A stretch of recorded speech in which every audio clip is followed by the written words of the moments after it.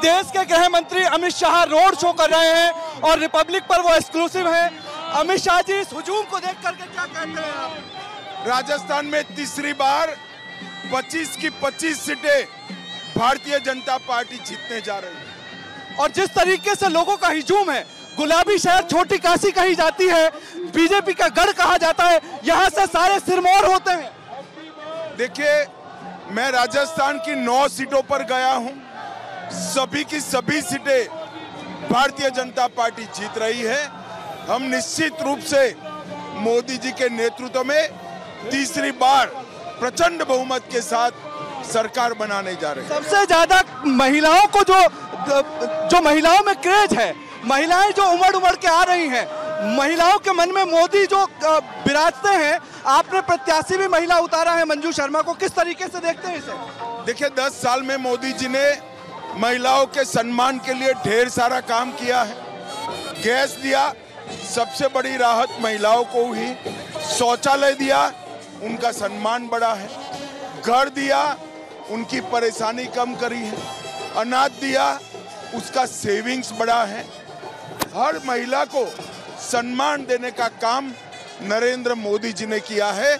इसलिए देश की सारी माताएं बहनें मातृशक्ति 33% रिजर्वेशन को लेकर बहुत उत्साहित है। संसद और विधानसभा में 33% मातृशक्ति का हिस्सा होगा। माताएं इस बार मोदी जी के लिए शक्ति का आशीर्वाद बनकर उभर रही। अमित शाह जी, मैं भी राजस्थान के अलग अलग हिस्सों में गया। इम्पोर्टेंट चीज ये थी कि पूरे राजस्थान की महिलाएं जो हैं ग्राउंड पर, जो ग्रामीण महिलाएं हैं, उनके पास भी दिल्ली का मैसेज है। ये समझते हैं कि ताकत है बीजेपी की कि दिल्ली का मैसेज भी ग्राउंड जीरो पर आया है। निश्चित रूप से हमारे कार्यकर्ताओं ने मोदी जी के संदेश को घर घर, गांव गांव, धाणी धाणी पहुंचाया है।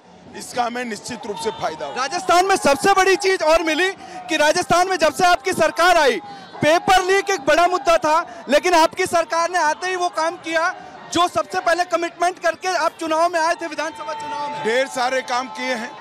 पेट्रोल डीजल के रेट राजस्थान में सबसे ज्यादा थे, उसको कम किया। बोनस का वायदा पूरा किया, पेपर लीक का वायदा पूरा किया। सारे मेजोरिटी को तुष्टीकरण से मुक्त कर सुरक्षा देने का काम किया। एक आखिरी सवाल अमित शाह जी, कि पूरा रोड शो आप छोटी काशी में देखते हुए चल रहे हैं, भजन लाल जी की सरकार, आपकी सरकार, ये डबल इंजन की सरकार 400 का वो रिकॉर्ड पूरा तोड़ेगी, इतिहास बनेगा? निश्चित रूप से हम 400 पार के साथ सरकार बनाने जा रहे हैं।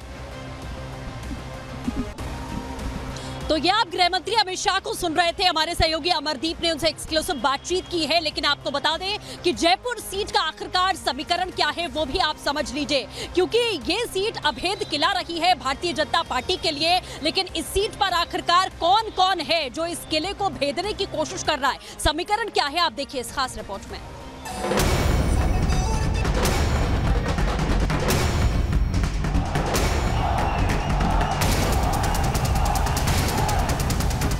राजस्थान में लोकसभा की 25 सीटें हैं।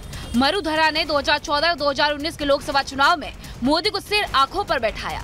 राजस्थान की जनता ने मोदी के विकास मॉडल पर भरोसा जताते हुए दोनों बार 25 की 25 सीटें एनडीए की झोली में डाल दी।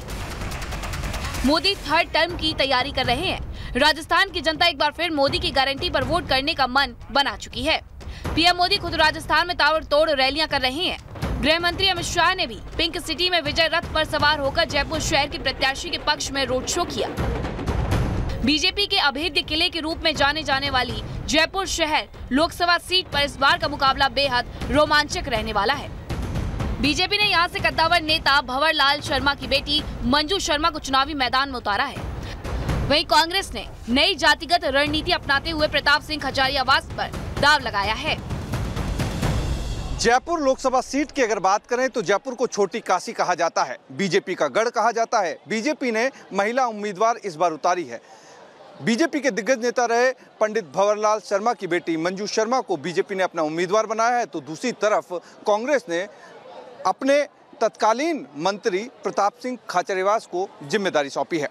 लेकिन बीजेपी की बात करें तो 8 विधानसभा क्षेत्रों में 6 में बीजेपी काबिज है, इसलिए बीजेपी की वापसी के कयास पूरे लगाए जा रहे हैं। सियासी और सीट के आंकड़ों पर नजर डालें तो यहाँ बीजेपी कांग्रेस पर भारी नजर आती है।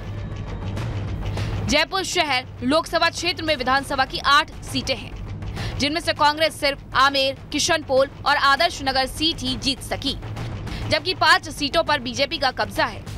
ऐसे में कांग्रेस के सामने महज 3 महीने पहले हुई हार से हुए नुकसान की भरपाई करना आसान नहीं रहने वाला, चुनौतीपूर्ण होगा। बीजेपी महिलाओं की भागीदारी को बढ़ाने के लिए हमेशा काम करती रही है। यही वजह है कि पहले दिया कुमारी को डिप्टी सीएम बनाया गया, अब संगठन के लिए समर्पित मंजू शर्मा को जयपुर शहर से प्रत्याशी बनाया है। मंजू शर्मा की जीत को पुख्ता करने के लिए गृह मंत्री अमित शाह खुद जनता के बीच पहुंचे और बीजेपी प्रत्याशी के पक्ष में मतदान की अपील की। मंजू शर्मा को भी अपनी जीत का पूरा भरोसा है। मेरा ये घर है, मेरा पियर है और पियर में बेटी आई है, तो जैसे बेटी को पियर में आने की खुशी है वो देख लो आप जनता को, मैं भी उतनी खुश हूँ। और ये सारी मेरे परिवार के लोग हैं, तो मुझे कहीं कोई डाउट नहीं है किसी भी चीज का। मंजू शर्मा को प्रत्याशी बनाए जाने से बीजेपी के महिला कार्यकर्ताओं का उत्साह भी दोगुना हो गया है। जयपुर की महिलाएं एक सुर में अब की बार 400 पार का नारा बुलंद कर रही हैं। जयपुर में नहीं पूरे राजस्थान में बहुत अच्छी हवा है और इस बार 400 बार, फिर इस बार मोदी सरकार होने वाला है। हमारा सपना साकार होने वाला है। नरेंद्र मोदी जी अब की बार 400 पार, ये सपना हमारा साकार होगा। मोदी और मोदी के मन में महिलाएं। मोदी जी है और हमेशा रहेंगे और हम चाहते हैं कि हर बार मोदी सरकार आए। मोदी जी को वोट देंगे। जरूरी है, मंजू जी आएंगे जब तो महिलाओं को सम्मान करेंगे, वही तो जानते हैं हमको। पुराने आंकड़ों पर नजर डालें तो जयपुर शहर सीट पर बीजेपी आसानी से जीतती नजर आ रही है। वहीं कांग्रेस प्रत्याशी प्रताप सिंह खचारियावास विधानसभा चुनाव भी हार गए थे। प्रदेश में बीजेपी की सरकार और केंद्र में मोदी की गारंटी के दम पर माना जा रहा है कि जयपुर की जनता विकास को आधार बनाकर मतदान करेगी। Bureau report, Republic Bharat.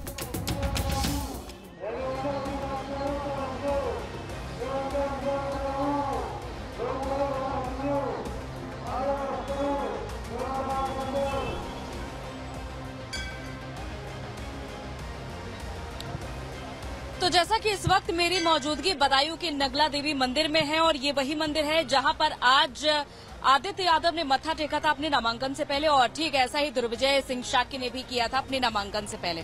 चलिए आइए लोगों से जरा हम बातचीत करते हैं कि आखिर देवी माँ की कृपा किस पर बरसने वाली है। ये लोग ही तय करेंगे, जनता ही तय करेगी।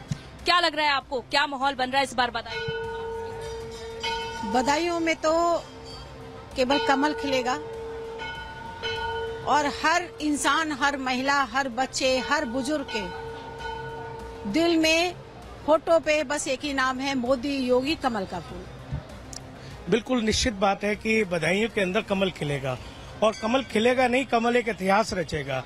क्योंकि हमारी बरसों से बहुत ज्यादा मांग थी कि हमारे लिए एक लोकल प्रत्याशी चाहिए, जिस लोकल प्रत्याशी के लिए भारतीय जनता पार्टी ने हमारी मांगों को पूरा किया और हमारे लिए लोकल क्षेत्र का प्रत्याशी श्री दुर्विजय सिंह शाक्य जी को हमारे समक्ष चुनने के लिए भेजा। और सबसे बड़ी चीज उनके अंदर ये है कि वो कार्यकर्ता हैं, संगठन के कार्यकर्ता हैं। लेकिन अब देखना होगा कि आखिर किसे मौका मिलता है, फिलहाल किस पर आखिर देवी की कृपा बरसती है, क्योंकि यहाँ यानी कि बदायूं सीट पर अब रोमांचक हो चला है मुकाबला। समाजवादी पार्टी ने पहले धर्मेंद्र यादव, फिर शिवपाल और फिर तीसरा प्रत्याशी बदला। इस बार उन्होंने आदित्य यादव को यहाँ से नामांकन दाखिल हो चुका है और अब ये देखना होगा कि आदित्य यादव बदायूं सीट का किला फतेह कर पाते हैं और यहाँ की जनता का मूड क्या है, ये हम आपको इस रिपोर्ट में दिखाते हैं।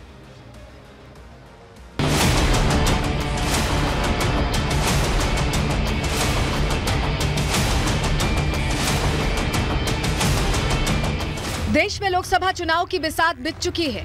बीजेपी देश में 400 पार और यूपी में 80 सीटें फतह करने का संकल्प लेकर आगे बढ़ रही है। यूपी में राम मंदिर और मोदी लहर का असर ऐसा है कि समाजवादी पार्टी को समझ ही नहीं आ रहा कि वो बीजेपी के खिलाफ कौन सी रणनीति अपनाए। यही वजह है कि समाजवादी पार्टी बार बार अपने उम्मीदवार बदल रही है। यूपी की बदायूं सीट पर भी एसपी ने अपना उम्मीदवार बदला है। पहले धर्मेंद्र यादव को टिकट दिया गया, उसके बाद उनकी जगह शिवपाल यादव को उतारा गया और उसके बाद शिवपाल के बेटे आदित्य यादव को टिकट दिया गया है।